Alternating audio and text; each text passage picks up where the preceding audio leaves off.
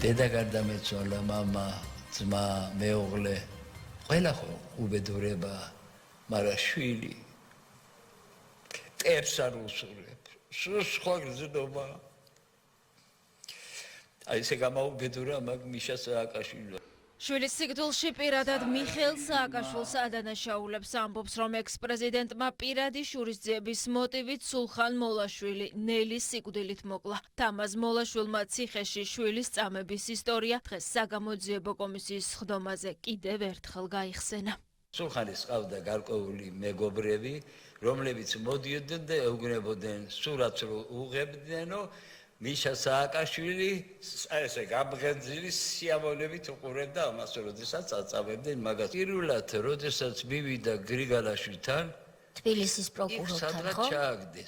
ჩააგდეს, რომ აწოწე იწამება და იქ ხო, იქ დამთავრდა ყველაფერი. გადაიყვანეს ისეთ საშინელ მეშვიდე ხო რაღაც ისეთი ის არის რომ იქ გადაიყვანეს და იქი აუტანელი პირობები იყო. დასაჯდომის კამი არა ქონდა, სინათლე არა ქონდა. საკანში სინათლე საერთოდ არ იყო. არისო არა და ჰაერის რაღაცა ერთი ჭუჭურტანა იყო ესე პირო მიედოს ადამიანს და რო ეს უთქას იქა დანა კი არ გაუყარეს შუბში ტყვია კი არ დაახალეს ნელის სიკვდილით მომიკლეს ელენე თევდორაძე და ქალბატონი ელენე და მათიას იორში რო გააღეს კარები სულხანი ჩაიკეცა თურმე რატო იმიტომ რომ სინათლე არ აქონდა იქა საშინელ წამებაში ყავდათ ეგ ნაციონალური მოძრაობის მოდგმამ არასოდეს არ მიტყვია დაიჭირეთ ვოკალიეთ ჩამოახჭეთ რაღაცა მაგრამ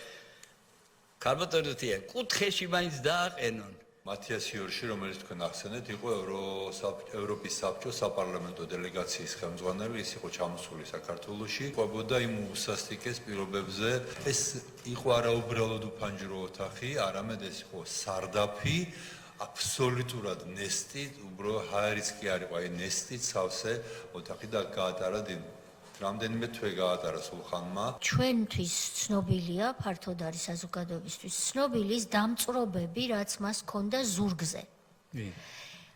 ამის შესახებ რომ გითხრათ, რა იცით? ასეთი წამება და ასეთი ისა. ესეთ რაღაცეები გამოქონდათ იქიდან ამბავი, რომ მე პირადად ტირილი კერა ბღავილი ამიტყდებოდა ხოლმე.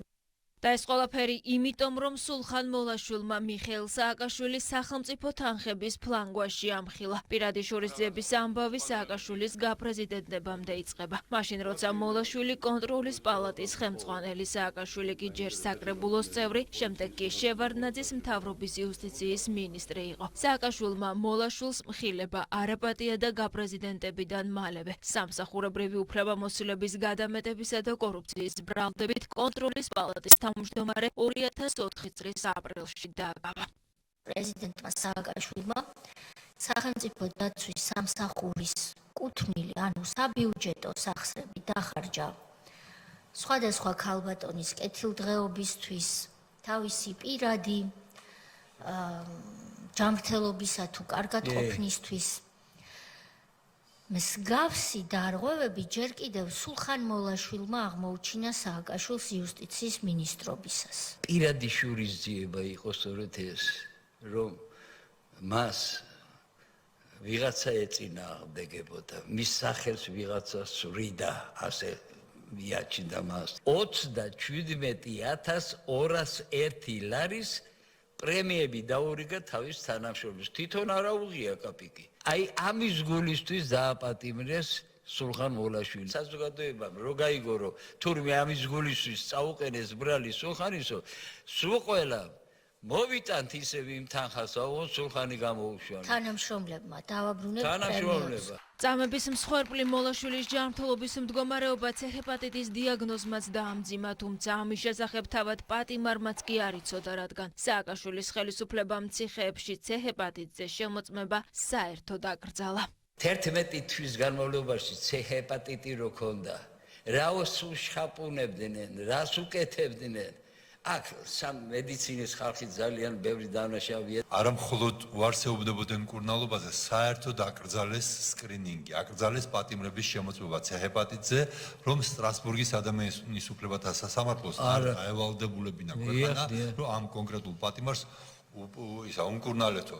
და როდესაც ჩვენ მოვედით ხელისუფლებაში 2012 წლის 1 ოქტომბერს, ჩავატარეთ სკრინინგი და ყოველ მეორე პატიმარს ჰქონდა C-ჰეპატიტი. სულხან მოლაშვილი სტრასბურგის ადამიანის უფლებათა ევროპულმა სასამართლომ წამების მსხვერპლად 2014 წელს აღიარა. საბოლოო გადაწყვეტილებამდე კი სახელმწიფოს პატიმრის სამკურნალო დაწესებულებაში გადაყვანა დაავალა. მოლაშვილმა სტრასბურგს სარჩელით 2004 წელს მიმართა, მას შემდეგ იყო არაერთი ზეწოლა, რათა ეს სარჩელი გამოეტანა.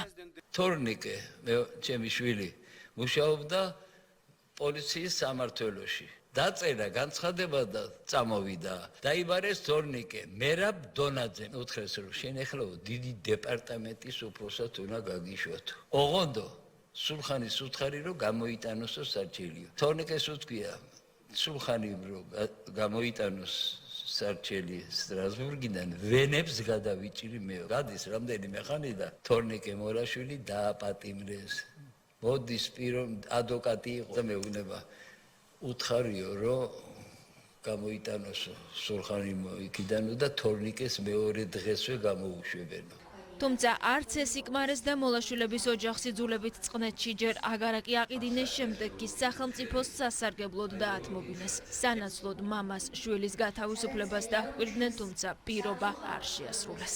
ეხლა სვაწინ მიდგას ჩემი რძლის აი ესეთი საქციელი.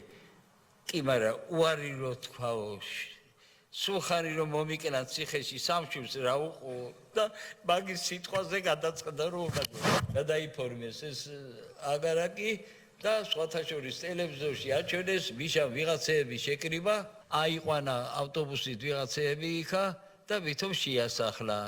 თამაზ მოლაშვილმა დღეს იმ ხალხსაც მიმართა, რომელიც მიხეილ სააკაშვილის გათავისუფლებას ითხოვს. მიმართა სააკაშვილსაც და მხოლოდ 9 საათით ვივამედის პალატის დატოვება და იმ პირობებში ყოფნა შესთავაზა, რა პირობებიც თავის დროზე სააკაშვილმა სულხან მოლაშვილისთვის გაიმეტა.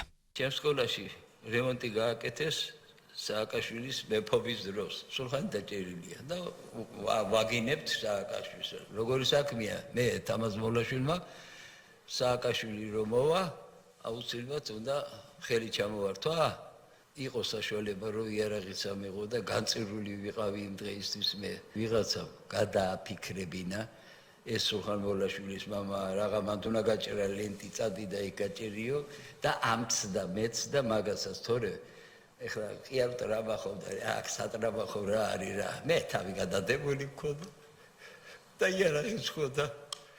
არც მაგას გავახარებდი, არც ჩემთავს. გამოდიან და მიშა გავანთავისუფლოთ, მიშა გავანთავისუფლოთ. მე კიდე ხშირად ამაკ რა თქვა მე ეს ერთი მოვიდეს ის პირურება და თვალებში ჩაფხედოს მე თქვი. იმას რომ შვილი არ მოუკლეს, იმიტომ უნდა გავანთავისუფლონ ჩემი შვილის მკვლელი თქო. სულხან მოლაშვილი რო შეაგდეს სული ავსიტყვის მნიშვნელობით უბედურ კამერაში.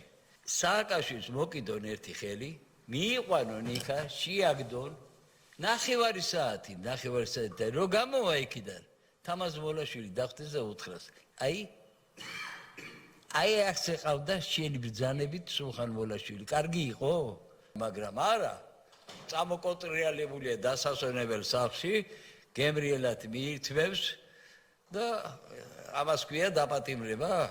ნუ აბრიყვებენ, აი გაბრიყვებულ ახალგაზრდობას. ჩვენ დიდი იმედი გვაქვს, რომ ახალ წელს საქართველოს შეხვდება ნაციონალური მოძრაობის გარეშე.